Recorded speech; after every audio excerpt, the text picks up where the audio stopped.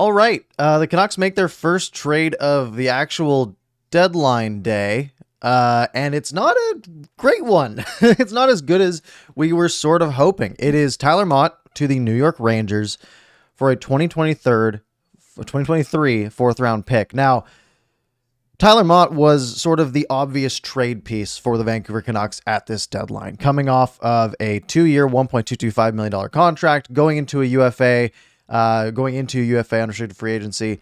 And the rumors were that he was going to be getting a nice chunk of change next year. Rumors were sort of in the 3 to 4 year, $2 to $2.5 million range. And for the Vancouver Canucks, that's just not something they can afford to spend on their bottom six players. We saw them try it with Jay Beagle and Antoine Roussel and people along those lines, right? Remember how good Antoine Roussel was before the Canucks signed him and then he fell off a cliff. And it's just too risky to be signing your bottom six guys to those longer term deals at that high of money. So they tried to work out a deal with Tyler Motte, apparently, and they just couldn't get it done until the final hour. They got on the phone with the New York Rangers, and the Rangers were only able to give up a fourth round pick, not this year, but next year. So basically, almost nothing in return for a really solid bottom six piece for the New York Rangers. The Rangers are going to love this guy for the remainder of this season. We'll see what happens in unrestricted free agency. People always say, well, he can always come back in free agency. That never happens. So we'll see where Tyler Motte ends up after this year. We'll see if the Rangers try to work out an extension with him or something along those lines. But for the Canucks, it's sad to see Tyler Motte go. And it was either going to be today or it was going to be at the end of the season, most likely, if they weren't able to work it out an extension. The plus side here is that they didn't lose him for nothing. Because they were very close to doing that. And with this team having fallen so far out of the race over the last week or so during this homestand that was so critical for the Canucks getting 2 wins in 7 games, the thought of you can use Tyler Motte as sort of your own personal rental, especially for the cheap price of a fourth round pick in 2023, that idea no longer has any validity, right? The Canucks aren't making a playoff push this year. They aren't going to make the playoffs. So losing a player for nothing doesn't help you at all.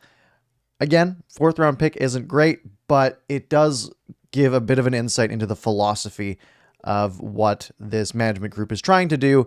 And in my mind, it's the right philosophy. Now, we had heard they were hoping for a pick like in the 40s, like a mid to high second round pick, and to go a year later. Like, this pick has almost no value, right? It's a lottery ticket. It's a piece that they might use in another trade potentially, but really not, just not an ideal outcome for the Canucks.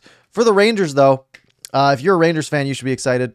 Tyler Motte is a super hard-working player. He is so beloved by every Canucks fan. He is the epitome of the perfect third or fourth line guy. And if he's coming in as a fourth line guy for the Rangers, he is an absolute perfect player to have. Yeah. Either way, that's kind of all that I have. The deadline is now officially passed as I'm recording this, so we'll see if anything else comes through here.